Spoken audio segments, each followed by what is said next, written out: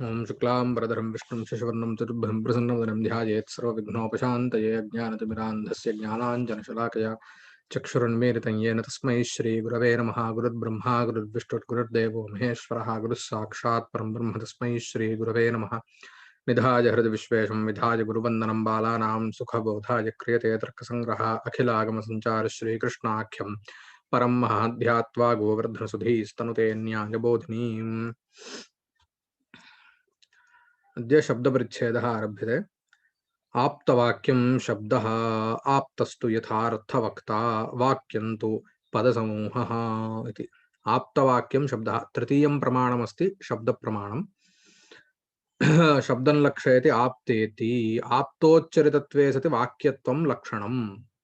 आप्तोच्चरितत्वे सति आप्तेन उच्चरितं यत् भवति वाक्यं सः भवति प्रमाणं तत् सः शब्दः इति तदेव च प्रमाणमिति च आशयः। तर्हि आप्तः नाम कः इति चेत् आप्तस्तु यथार्थवक्ता वक्ता। आप्तोच्चरितत्वे सति वाक्यत्वं लक्षणं प्रमाणशब्दत्वं लक्ष्य तावच्छेदकं। नाम प्रमाणशब्दः नाम यः शब्दः प्रमाणत्वेन अभिप्रेतः सः भवति लक्ष्यः। अतः लक्ष्यतावच्छेदकं भवति प्रमाणत्वम्। अयं शब्दः आदौ अस्माभिः पृथिवीलक्ष्या इत्यादि स्तरेषु श्रुतं पूर्वं लक्ष्यतावच्छेदकम्। अत्र आप्तोच्चरितत्वं वाक्यत्वम् इति दलद्वयमस्ति खलु। वाक्यत्वमात्रोक्तौ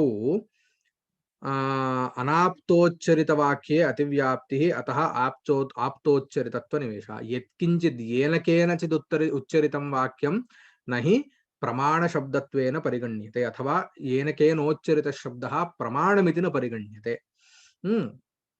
अतः अनाप्तोच्चरितवाक्येऽपि वाक्यत्वमस्ति इत्यतः तत्रातिव्याप्तिवारणार्थम् आप्तोच्चरितत्वम् इति दलं निवेश्यते। तावन्मात्रोक्तौ आप्तोच्चरितत्वमात्रोक्तौ जबगडदशादावतिव्याप्तिरतो वाक्यत्वं। नाम यत्किञ्चित् केवलं निरर्थक नाम अथवा केवल अक्षराणां यदि समूहः यत्किञ्चित् तादृशं किञ्चित् जबगडदश् इति किमपि उक्तं तस्य वाक्यत्वम् एभिः नाङ्गीक्रियते। अतः तत्र आप्तोच्चरितत्वमस्ति। माहेश्वरसूत्राणि इत्येव खलु उच्यन्ते जबगडदश् इति। तर्हि तत्र आप्तोच्चरितत्वम् अस्ति तथापि तत्र वाक्यत्वं नास्ति इत्यतः तत् न प्रमाणमिति स्वीक्रियते। अतः द्वयमपि अपेक्षते। तर्हि आप्तत्वं नाम किं? तर्हि आप्तोच्चरितत्वमिति शब्दस्य लक्षणे प्रविष्टम्। अतः आप्तस्तु यथार्थवक्ता। तर्हि यथार्थवक्ता तत् किम्? आप्तत्वञ्च प्रयोगहेतुभूत यथार्थज्ञानवत्वम्। प्रयोगः नाम प्रयोगहेतुना शब्दप्रयोगः। शब्दप्रयोगहेतुभूतः हेतुभूतं यद्यथार्थज्ञानं तद्वत्। तथा च यथार्थवक्ता नाम सः यस्मिन् विषये शब्दप्रयोगं करोति सः तद्विषयं सम्यक् जानाति। यथार्थवक्ता नाम यथार्थज्ञानं समीचीनं ज्ञानं परमात्मकं ज्ञानं तस्य अस्ति चेदेव सः आप्तः तत्र भवति। प्रयोगहेतुभूत यथार्थज्ञानवत्वम् इति। तथा च प्रयोगहेतुभूत यथार्थज्ञानजन्य शब्दत्वम् इति पर्यवसितः। प्रयोगहेतुभूत यथार्थज्ञानजन्य शब्दत्वं। पुनः प्रयोगः नाम शब्दप्रयोगः। पूर्वमपि आगतम् अर्थं बुद्ध्वा शब्दरचना इति कदाचित् उक्तं। तथा च अर्थं बुद्ध्वा नाम यद् व्यवहारः इत्यादि स्थलेषु यत्र आगतं तत्र उक्तं प्रायः। तर्हि यद्विषयक व्यवहारः क्रियते तं विषयं जानाति चेदेव कश्चित् तत्र शब्दप्रयोगं कर्तुं शक्नोति। अतः प्रयोगहेतुभूत यथार्थज्ञानं नाम प्रयोगः शब्दप्रयोगस्य हेतुभूतं यद् यथार्थज्ञानं तादृश यथार्थज्ञानजन्य शब्दत्वं। तादृश यथार्थज्ञानेन यदि यथार्थज्ञानपूर्वकः यदि तस्य शब्दप्रयोगः भवति तदा स च शब्दः भवति प्रमाणभूतः शब्दः इति। शब्दत्वमिति पर्यवसन्नार्थः। वस्तुतस्तु अत्र शब्दः इति उक्तं। शब्दमात्रं न प्रमाणं किन्तु शब्दज्ञानं प्रमाणं तदेव वक्ष्यते। वस्तुतस्तु पदज्ञानं करणं वृत्तिज्ञानसहकृत पदार्थज्ञानजन्य पदार्थोपस्थितिः व्यापारः वाक्यार्थज्ञानं शाब्दबोधः फलम् इति। तथा च कथं शब्दात् बोधः जायते। इदानीं प्रमाणं भवति शब्दः चेत् प्रमा का यथा वा इन्द्रियं प्रमाणम् इत्युक्तम्। इन्द्रियेण यद् ज्ञानं जायते तदपि प्रत्यक्षमित्येव उच्यते। प्रत्यक्षम् इन्द्रियं तेन जायमानं ज्ञानमपि प्रत्यक्षम्। इदं च प्रमाणं सा च प्रमा इत्येवं रूपेण भेदः अस्ति खलु। अत्रापि न केवलं शब्दः प्रमाणं भवति किन्तु शब्दस्य ज्ञानं प्रमाणं। शब्दज्ञानात् शाब्दबोधः जायते। तत्र काचित् प्रक्रिया भवति। यथा कथञ्चित् तत्र अवबोधः न भवति अस्माकं। तत्र बहूनि मध्ये कारणानि अपेक्षन्ते। यथा इदानीं वृत्तिज्ञानजन्य पदार्थोपस्थितिः इति किञ्चित् अपेक्षते। तथा च यदा कश्चित् शब्दः मया प्रयुज्यते तर्हि तस्य शब्दस्य प्रथमं शब्दज्ञानं भवति, श्रावणप्रत्यक्षं भवति। तर्हि शब्दज्ञानं जातं। शब्दज्ञानं यदा जातं तर्हि तस्य अर्थः स्मर्यते अस्माभिः। यदा इदानीं मया किमपि नूतनं पदम् अथवा नूतनः शब्दः प्रयुक्तश्चेत् तस्य अर्थः भवद्भिः नैव ज्ञायते चेत् भवतां पदार्थोपस्थितिर्न भवति। नाम तस्य पदस्य कुत्र शक्तिः अथवा लक्षणा नाम वृत्तिः इत्युच्यते। शक्तिः लक्षणा इति अनयोः वृत्तिशब्देन प्रयोगः भवति। तस्यापि स्वरूपम् अग्रे भविष्यत्येव। तर्हि वृत्तिज्ञानम् इति किञ्चित् अपेक्षते। शक्तिज्ञानं लक्षणाज्ञानं नाम अस्य पदस्य यथा घटपदस्य कुत्र शक्तिः, घटे शक्तिः, पटपदस्य कुत्र शक्तिः, पटे शक्तिः। इदं भवति शक्ति नाम पटात् पटपदस्य कुत्र इदमेव शक्तिज्ञानं नाम। यदा यदा यदा पटशब्दः प्रयुज्यते तदा पटशब्दज्ञानेन पटपदार्थोपस्थितिर्भवति। नाम अस्य पटपदस्य अर्थः पटः इति। तत्र सहकारिकारणं किं भवति इत्युक्तौ वृत्तिज्ञानं। नाम पटपदस्य पटे शक्तिः इत्याकारकशक्तिज्ञानं वा, यदि लक्षणा चेत् लक्षणाज्ञानं वा इति तत्र उच्यते। तथा च किं जातं वृत्तिज्ञानम् इति वृत्तिज्ञानसहकारेण पदज्ञानात् पदार्थस्य उपस्थितिर्भवति। नाम पदार्थस्य स्मरणं भवति। पदज्ञानजन्य पदार्थोपस्थितिर्व्यापारः। व्यापारः नाम तज्जन्यत्वे सति तज्जन्यजनकत्वं। पदज्ञानजन्यत्वे सति पदज्ञानजन्य शाब्दबोधजनकत्वं। पदार्थोपस्थिति तदुत्तरं शाब्दबोधो जायते। तर्हि घटमानय इति मया यदा प्रयुज्यते तदा घटशब्दस्य कोऽर्थः अम् इति विभक्तिरस्ति। तस्य विभक्तेः कोऽर्थः आनया इत्यत्र धातुः कश्चित् प्रयुक्तः, धातूत्तरं प्रत्ययः अपि विद्यते। तर्हि धातोः कः अर्थः, प्रत्ययस्य कः अर्थः इति विशकलिततया प्रत्येकमपि पदज्ञानात् पदार्थोपस्थितिः प्रत्येकस्यापि भवति। तदुत्तरं तर्हि शाब्दबोधः नाम किम् इत्युक्तौ उपस्थितानाम् एतेषां पदार्थानां यः अन्वयः अस्ति सः भवति शाब्दबोधो नाम। अन्वयो हि शाब्दबोधः इति अत एव उच्यते। तथा च उपस्थित पदज्ञानेन उपस्थितानां पदार्थानां यः परस्परम् अन्वयः सः भवति शाब्दबोधः। तथा च घटमानय इत्यत्र घटीयं कर्मत्वं, घटनिष्ठं कर्मत्वम् इति भवति। तत्र अवान्तरबोधः वा भवतु सः अन्यादृशः अन्यः विचारः भवतु। इदानीं घटकर्मकमानयनम् इति किमपि शाब्दबोधः इति स्वीक्रियते चेत् रामः गच्छति नाम गमनानुकूलकृत्याश्रयः रामः इति तत्र शाब्दबोधः इति उच्यते। तर्हि तत्र एतादृश अर्थः कथं लभ्यते इत्युक्तौ रामः ग्रामं गच्छति। गच्छति इत्युक्तौ गमुल् धातुर्विद्यते। गमुल् धातोः तत्र गमनमर्थः, आख्यातस्य कृतिरर्थः। अनन्तरं ग्रामम् इत्यस्ति तत्र द्वितीया अस्ति। तर्हि ग्रामकर्मकं गमनं ग्रामशब्दः अस्ति, रामः इति अस्ति कर्ता। तथा च ग्रामकर्मक गमनानुकूलकृत्याश्रयः रामः इति तत्र किमपि शाब्दबोधो भवति। तर्हि शाब्दबोधे किं तत्र अपूर्वमस्ति इत्युक्तौ एतेषां पदानां पदैः पदज्ञानेन वा पदार्थानाम् उपस्थितिस्तु भवति, किन्तु तेषां परस्परम् अन्वयः तु उपस्थित्या तु नैव सिद्ध्यति। अतः अपूर्वः कः इत्युक्तौ ग्रामनिष्ठ कर्मतायाः गमन पदार्थे अन्वयः, धात्वर्थे अन्वयः, धात्वर्थस्य आख्यातार्थे अन्वयः, आख्यातार्थस्य प्रथमान्तपदोपस्थाप्ये कर्तृर्थे अन्वयः इति एतादृश अन्वयः यः अस्ति स एव शाब्दबोधे अपूर्वतया भासते इति एवं रीत्या प्रक्रिया काचित् भवति। तर्हि तदेव उच्यते पदज्ञानं करणं। करणं नाम किं? व्यापारवदसाधारणं कारणं। तर्हि व्यापारः कः? वृत्तिज्ञानसहकृतपदज्ञानजन्यपदार्थोपस्थितिः। पदार्थोपस्थितिः व्यापारः। इयञ्च पदार्थोपस्थितिः पदज्ञानजन्या वृत्तिज्ञानसहकृता च। अत एव वृत्तिज्ञानसहकृता पदज्ञानजन्या पदार्थोपस्थितिः इति तत्र अस्माभिः विवेकः कार्यः। तथा च वृत्तिज्ञानं सहकारी कारणं, पदज्ञानं मुख्यं कारणं। तथा च पदज्ञानेन वृत्तिज्ञानसहकारेण च पदार्थोपस्थितिः यः जायते सः भवति व्यापारः। वाक्यार्थज्ञानं शाब्दबोधः फलं। वाक्यार्थज्ञानम् अथवा तदेव शाब्दबोधः इत्युच्यते, तदेव तत्र फलं भवति। तर्हि इदानीं वृत्तिज्ञानम् इति किञ्चित् आगतं। तर्हि वृत्तिर्नाम का इति चेत् वृत्तिर्नाम शक्तिलक्षण अन्यतररूपा। शक्तिलक्षण अन्यतररूपा, शक्तिर्वा लक्षणा वा तत्र वृत्तिशब्देन उच्यते इति जातं। तर्हि वाक्यम् इति आगतं खलु। आप्तवाक्यं शब्दः, आप्तस्तु यथार्थवक्ता। तर्हि आप्तः नाम कः? यथार्थवक्ता इति जातं। तर्हि वाक्यं नाम किं? वाक्यं तु पदसमूहः, पदानां समूहः वाक्यं भवति। इदं प्रसिद्धमेव सेण्टेन्स् इति खलु वाक्यम् उच्यते। सेण्टेन्स् नाम किं? फार्मेशन् आफ् वर्ड्स् अथवा कंपैलेशन् आफ् वर्ड्स् इति किमपि उच्यते। तर्हि तदेव अत्रापि उक्तं। किन्तु पदशब्देन किमुच्यते इत्यत्र अत्र विशेषः। एतावत्पर्यन्तं प्रायः सुप्तिङन्तं पदमिति श्रुतं स्यात्।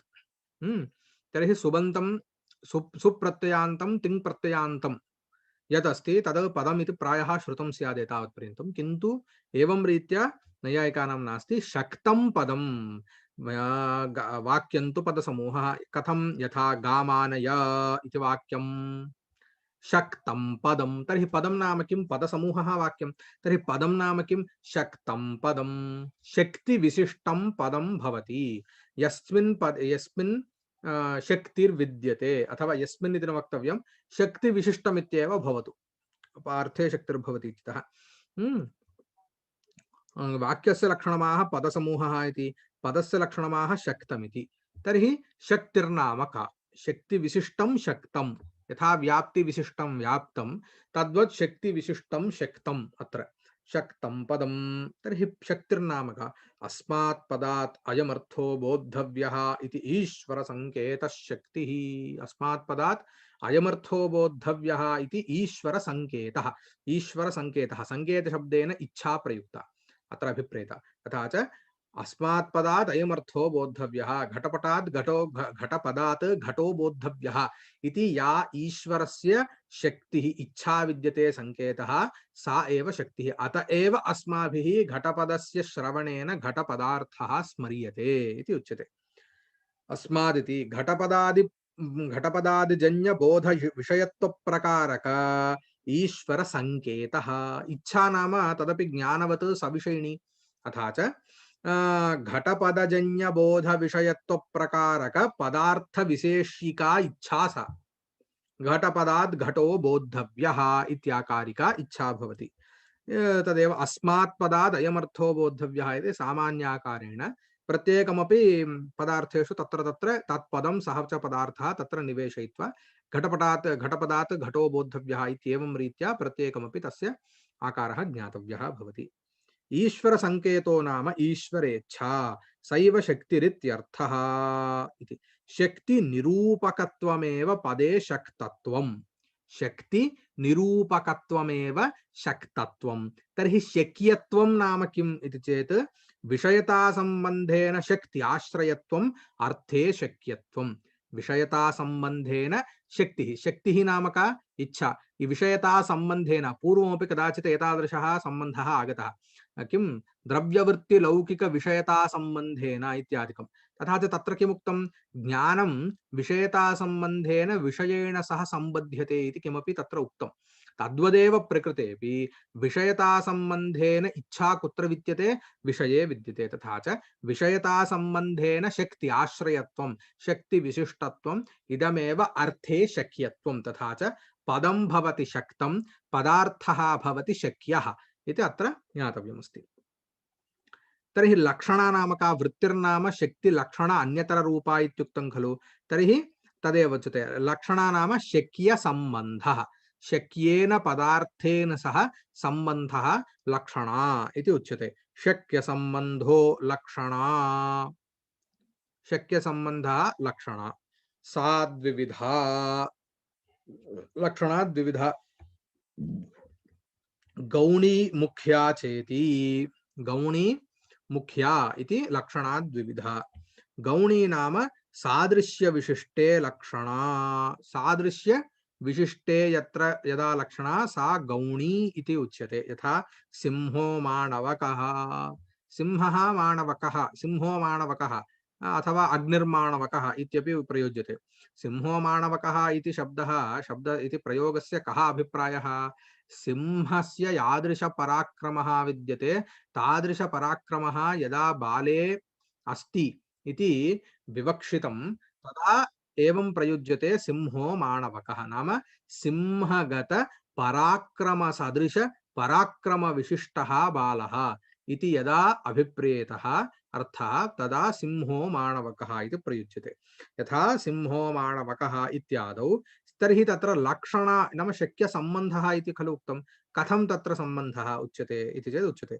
सिंहपदस्य सिंहसादृश्य विशिष्टे लक्षणा सिंहपदस्य सिंहसादृश्य विशिष्टे सिंहसादृश्यं नाम किं सिंहसदृशः सादृश्य विशिष्टः नाम सदृशः सिंहसदृशे लक्षणा सिंहः माणवकः नीलः घटः इतिवत् अभेदः तत्र अभिप्रेतः खलु माणवकः सिंह एव इति यदा उच्यते तर्हि तत्र अभिप्रेतः अभेदः अभिप्रेतः तर्हि सिंह शब्दस्य कोऽर्थः सिंह सादृश्य विशिष्टः तर्हि किं जातं सिंह शब्दस्य शक्यः अर्थः भवति सिंहः तत् संबंधः कुत्र अस्ति सादृश्य विशिष्टे अस्ति सिंह सादृश्य विशिष्टे संबंधः शक्येन संबंधः तर्हि सिंह शब्दस्य सिंह सादृश्य विशिष्ट नाम सिंह सदृशः इत्यर्थः सिंहो माणवकः नाम इत्यस्य कोऽर्थः अन्त्यतो गत्वा सिंह सदृशो माणवकः सिंह सदृशः बालः बालकः इति तत्र अभिप्रायः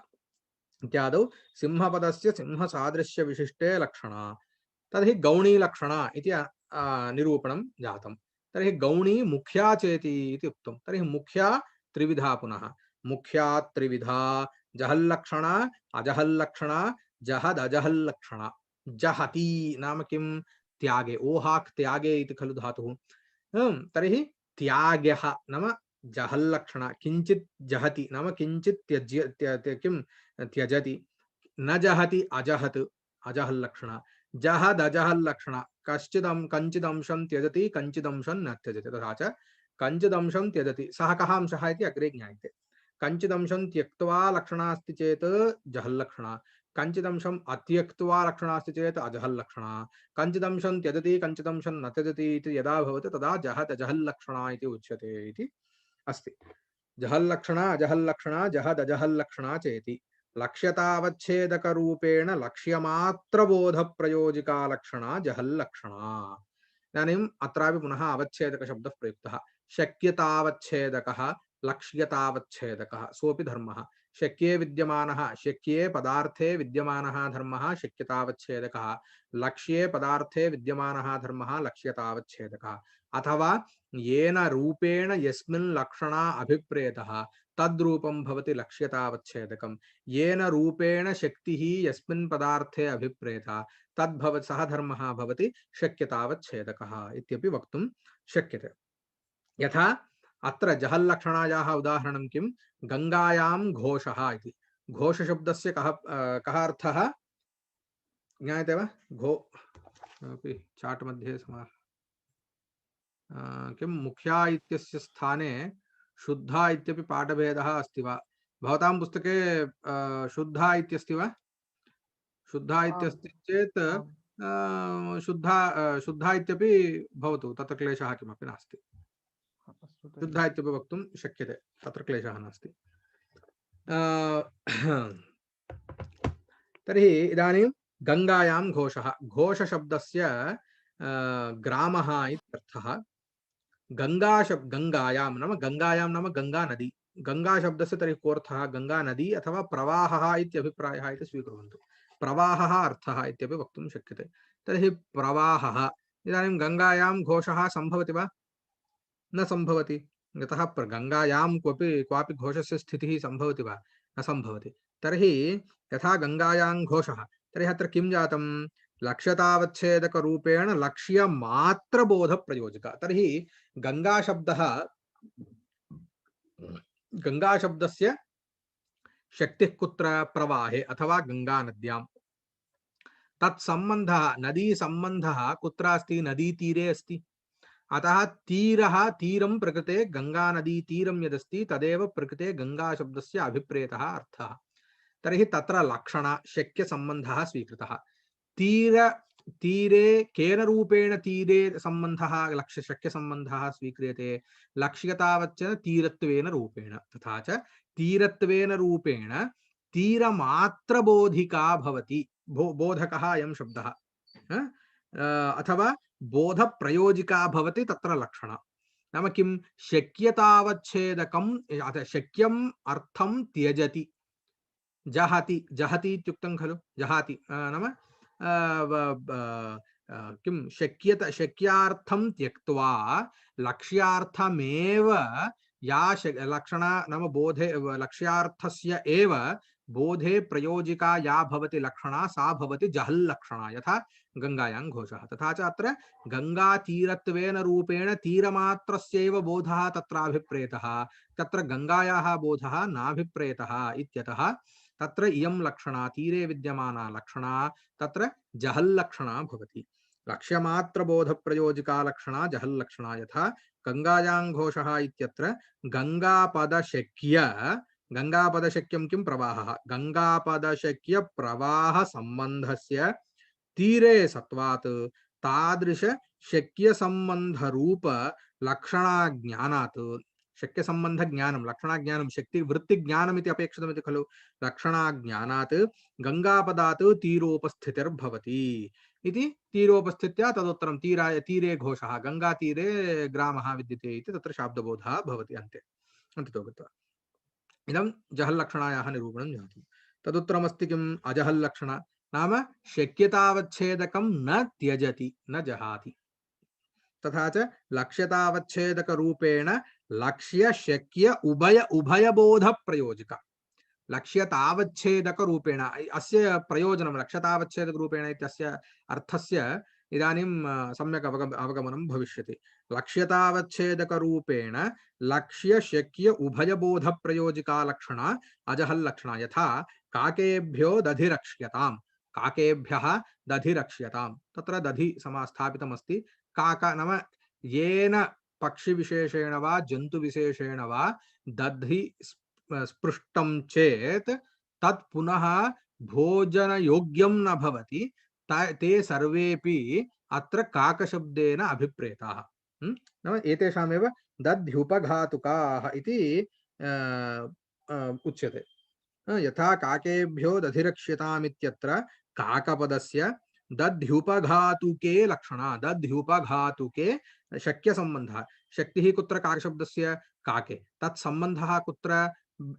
दध्युपघातुके। दध्युपघातकाः उपघातुकाः के भवन्ति इत्युक्तौ काकबिडालकुक्कुटादयः, एते सर्वेप्यभिप्रेताः।